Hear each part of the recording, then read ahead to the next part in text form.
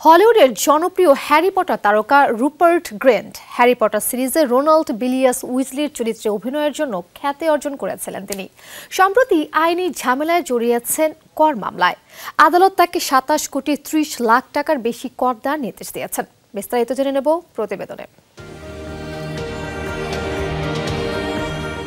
হলিউডের জনপ্রিয় অভিনেতা Rupert Grint Harry Potter film সিরিজে অভিনয়ের জন্য খ্যাতি অর্জন করেছিলেন। তিনি হ্যারি পটার সিরিজে রোনাল্ড বিলিয়াস উইজলির চরিত্রে অভিনয় করেছেন রুপার্ট।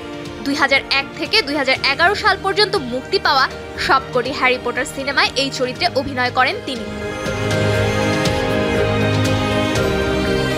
সম্প্রতি হ্যারি পটার এই তারকা ফেঁসেছেন করের মামলায়। আদালত তাকে ১৮ লাখ পাউন্ড অর্থাৎ ২৭ কোটি ৩০ লাখ টাকার বেশি কর দেওয়ার নির্দেশ দিয়েছেন। জানা যায় ২০১৯ সালে Rupert Grint HM revenue and কাস্টমসের সঙ্গে একটি আইনি লড়াইয়ে পরাজিত হন। ২০১১ থেকে ১২ অর্থ বছরে কর বিবরণী নিয়ে তদন্তের পর তাকে এই পরিমাণ অর্থ দেওয়ার নির্দেশ দেওয়া হয়েছে। ৩৬ বছর বয়সী গ্রিন্টের আইনজীবীরা পরে আপিল করেন।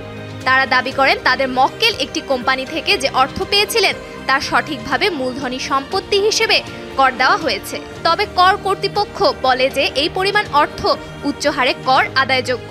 কিন্তু গ্রিন্টের এই যুক্তি খারিজ করে দিয়েছেন ট্রাইব্যুনালের বিচারক।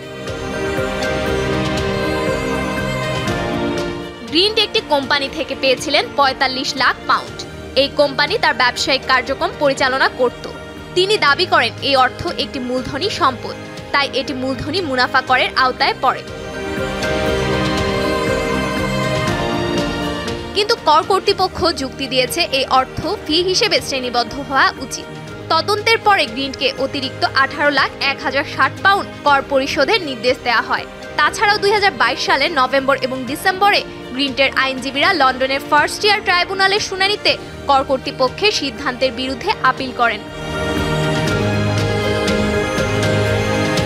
ট্রাইব্যুনালের বিচারক হ্যারিয়েট মর্গানের সিদ্ধান্ত অনুযায়ী এই অর্থ মূলত গ্রিন্ট তার কাজের পারিশ্রমিক হিসেবে পেয়েছিলেন এবং এটি অন্যায়ভাবে আয় হিসেবে দেখানো হয়েছিল।